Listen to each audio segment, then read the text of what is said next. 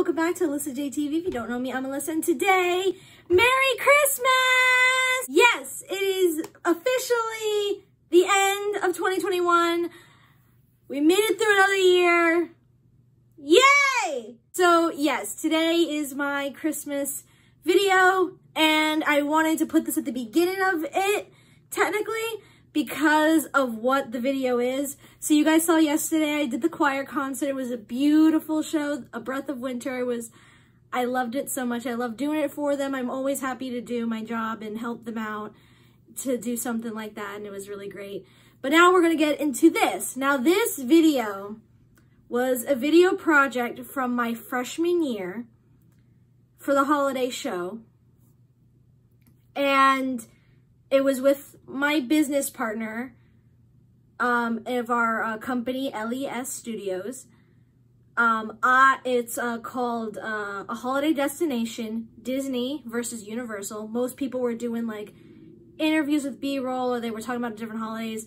We decided to think outside the box since I'm an annual pass holder to Disney and he was to Universal at the time.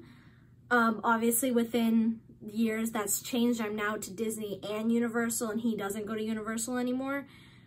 But the thing is with this video is that I did both parts because I took out his. Let me explain. I'm not an asshole. Let me explain. So the front part of the video, the Disney portion of it, is from 3 years ago.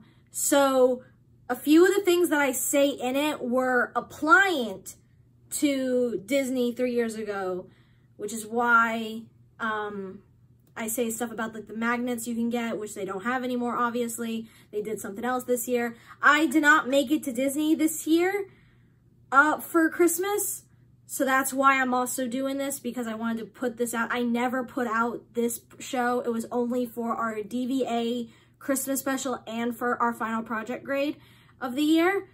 Well, that year for that semester. And then the Universal part, he did do, but it wasn't, it wasn't the best. It was literally only like 30 seconds, and it was of a parade, and then I had to get footage from someone else who also went to Universal of the show that they did. So I wanted to show, hey, Universal actually is good. Don't think I'm biased against Disney and that. And even though I love Universal now, and I go to Universal a whole lot more than I do Disney, like I did back then, Disney, in my opinion, is still the best place to go for Christmas. If you're planning that holiday destination trip, I do stand by the fact that Disney is the best place to go for that holiday destination. But I had to make the argument for Universal. Everything I say about Universal with it being Christmas, I do stand by, because it is beautifully decorated.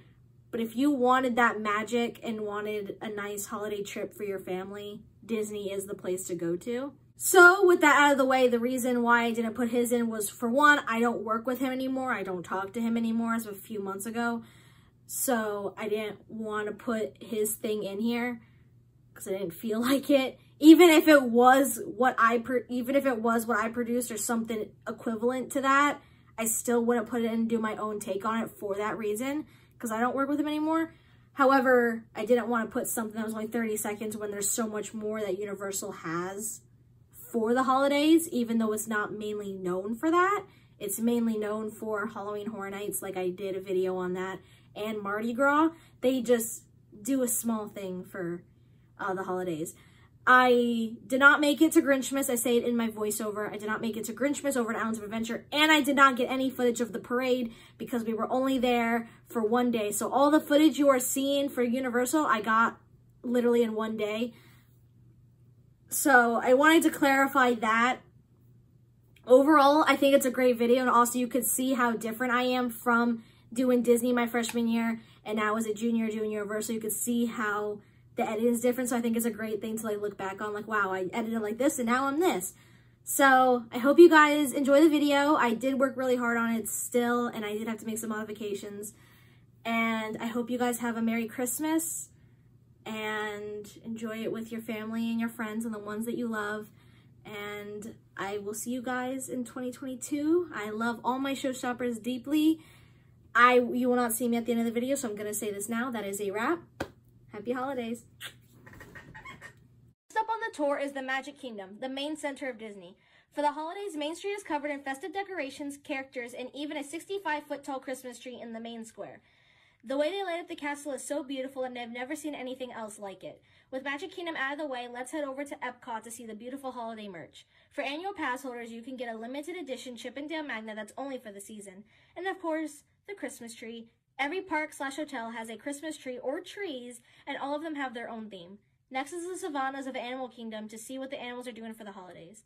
This year is actually the first year Animal Kingdom has actually been done up for the holidays, and I will say it is beautifully decorated, and I love the theme in Dino Land.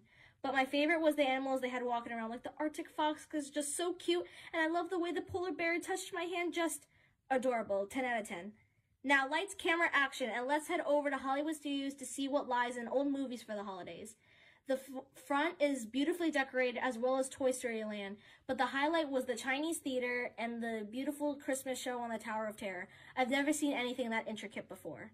Now, you might think we are done, but Disney is just getting started. From the beaches of Hawaii to the ballrooms in the Great Hall, Disney hotels are covered in beautiful decorations festive to what the hotel provides. To prove it, I went to 2 of the most popular hotels and showed you the amazing amount of decorations and activities they have.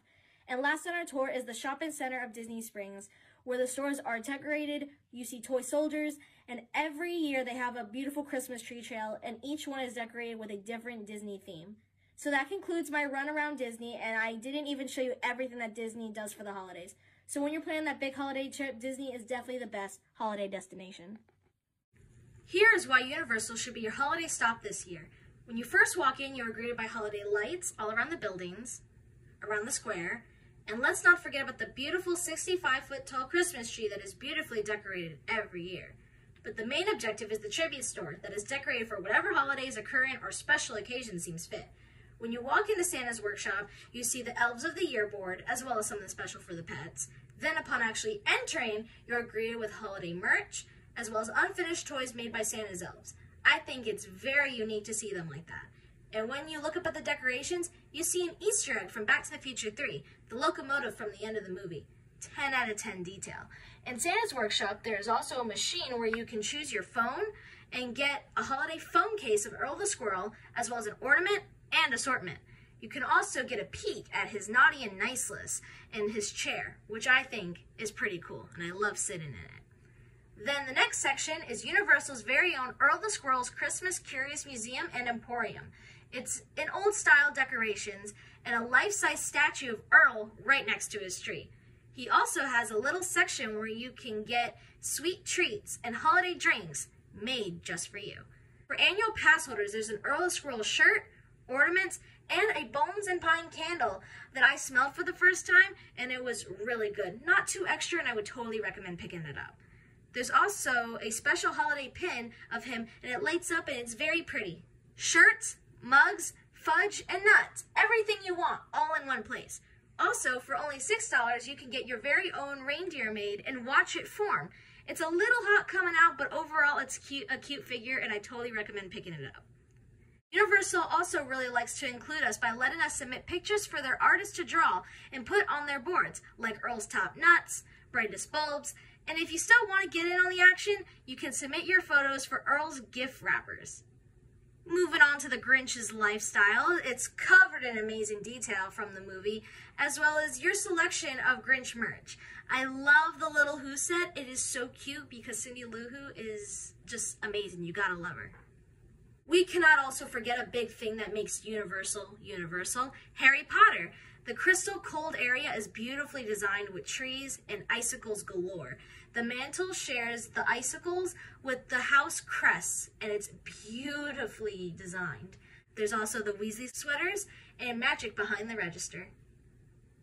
So that concludes the tribute store, and I do need to make a confession. I was not able to make it over to Islands of Adventure for Grinchmas due to time, but I was able to see some of the Who's in the main square, and they were really nice and fun to talk to, and I may or may not have been more introverted with one of them because of how things went. But we're going to move on from that and go back to the 65-foot tall tree, because inside you could see little Earl come out and then go back in. It is beautiful. You have to sit there a minute, but it's worth it because it's very adorable. 10 out of 10. The further you go in after that, you see all these beautiful decorations like on the clock tower, across the lamppost. The trees are beautifully decorated around it. I love the lights inside the trees. That is just like one of my favorite things that I saw there.